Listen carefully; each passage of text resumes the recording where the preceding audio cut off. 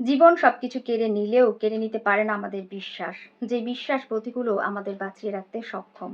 খুব সুন্দর একটি লেখা, সত্য ঘটনা অবলম্বনে। অবশ্যই শুনবেন।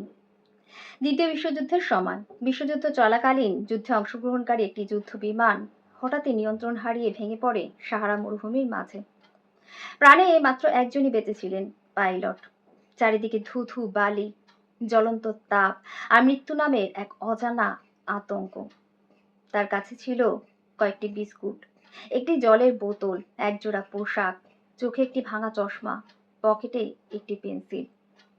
প্রথম 3 দিন তিনি এই আশাতে কাটিয়েছেন, হয়তো কেউ আসবেন তাকে বাঁচাবেন।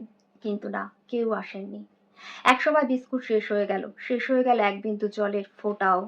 চতুর্থ দিন শুরু হলো ভিন্ন এক লড়াই। লড়াইটা নিজের সাথে, নিজের মনোবলের সাথে। প্রখর তাপে মাথা যেন ফেটে যাচ্ছে, ঠোঁট শুকিয়ে রক্ত ঝরছে, চোখের পাতা ভার হয়ে আসছে। তবুও তিনি বেঁচে আছেন শুধুমাত্র একটি কারণে, একটি বিশ্বাসে। নিঃসঙ্গতা এবং মৃত্যু ভয়ের মাঝে হঠাৎই তিনি অন্তরে ডুব দিয়ে আবিষ্কার করলেন, একসময় তিনি একজন শিল্পী ছিলেন।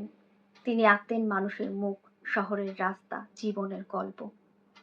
ভাঙা চশমাটি চোখে দিয়ে পকেট থেকে পেন্সিল বের করে তিনি বালির উপর বসে আঁকতে আরম্ভ করলেন। তিনি আঁকলেন বাবা মায়ের মুখ, স্ত্রীর হাসি, ছোট্ট মেয়েটির চোখ, শহরের ঘরবাড়ি, জানালার পাশে রাখা বইয়ের তাক। তিনি হয়তো আর বাঁচবেন না, এটা জেনেও তিনি এঁকে চললেন। তার আঁকার প্রতিটি রেখা যেন তাকে বলছিল, তুমি এখনো বেঁচে আছো। আঁকার সময় তিনি অনুভব করলেন তার তৃষ্ণা কমে আসছে, হৃদয়টা হালকা লাগছে, শরীরে শক্তি ফিরে আসছে। তিনি ভাবলেন, যতক্ষণ আমি স্বপ্ন দেখতে পারবো ততক্ষণ আমি হারবো না। আমার শিল্প, আমার স্মৃতি, আমার বিশ্বাস আমাকে ধরে রাখবে। অষ্টম দিন এক ফরাসি উদ্ধারকারী দল তাকে যখন খুঁজে পেলেন, তারা এটা দেখে হতবাক হয়ে গেলেন। শরীর প্রায় কঙ্কালসার, ঠোঁট ফেটে রক্ত ঝরছে, চোখের নিচে কালি, মাথার চুল এলোমেলো। তবুও তিনি এক মনে বসে এঁকে চলেছেন। আশেপাশের কষ্ট যেন তাকে স্পর্শও করতে পারছে না। উদ্ধারকারী দল তাকে যখন জিজ্ঞাসা করলেন, আপনি এতটা দিন কি করে টিকে আছেন, তিনি বললেন, আমার হাতের কলম আর চোখের চশমা আমাকে বাঁচিয়ে রেখেছে।